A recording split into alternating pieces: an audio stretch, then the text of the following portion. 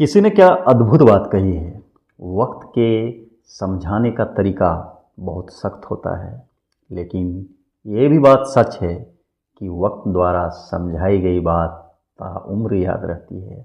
नमस्ते, मैं आर के तिवारी। एक टीचर क्लासरूम में एंट्री करता है और क्लासरूम में एंट्री करते ही वह बच्चों से कहते हैं कि बच्चों, मैं आज तुम्हें ज़िंदगी में ऊपर कैसे उठा जाए, कैसे ग्रो किया जाए, दूसरे से कैसे बड़ा बना जाए, इसके बारे में बताऊंगा।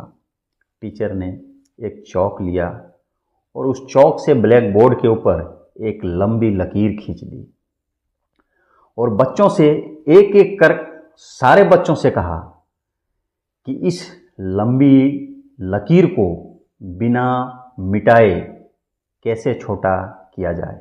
सारे बच्चे एक एक करके आए और उन्होंने सब ने लगभग एक ही काम किया। किसी ने दाएं से उस लकीर को थोड़ी कट कर दिया, किसी ने बाएं से उस लकीर को काट दिया और छोटा करके दिखाया। लेकिन टीचर उन सारे बच्चों से कहते हैं कि यह इस लाइन को छोटा करने का तरीका बिल्कुल सही नहीं है। तभी एक बच्चा क्लासरूम से उठता है और हाथ में चौक लेकर उस लकीर के ठीक ऊपर दूसरी लंबी लकीर खींच देता है। और जब वह लंबी लकीर खींच देता है तो जो पहले वाली लकीर थी वह ऑटोमेटिक छोटी पड़ गई। तभी सारे बच्चों ने टीचर से कहा कि सर, ये क्या समझाया आपने, हमें समझ में नहीं आई।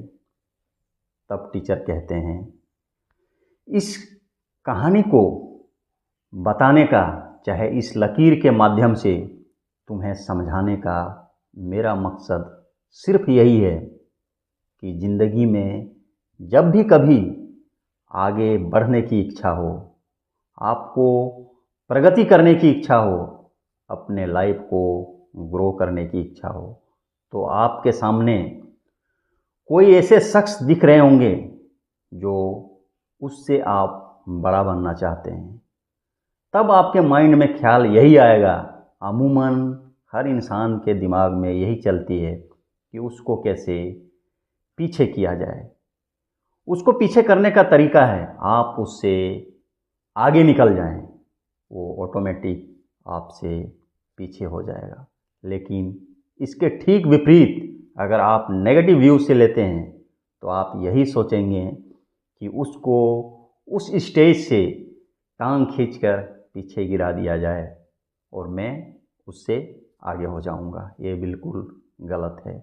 जितने एफर्ट आप उसको गिराने में लगाओगे, उतनी एफर्ट आप अपने ऊपर ध्यान देकर आगे बढ़ने में लगाते हो तो आप उससे बहुत आगे निकल जाओगे। तब वह ऑटोमेटिक आपसे बहुत पीछे हो जाएगा। नमस्ते।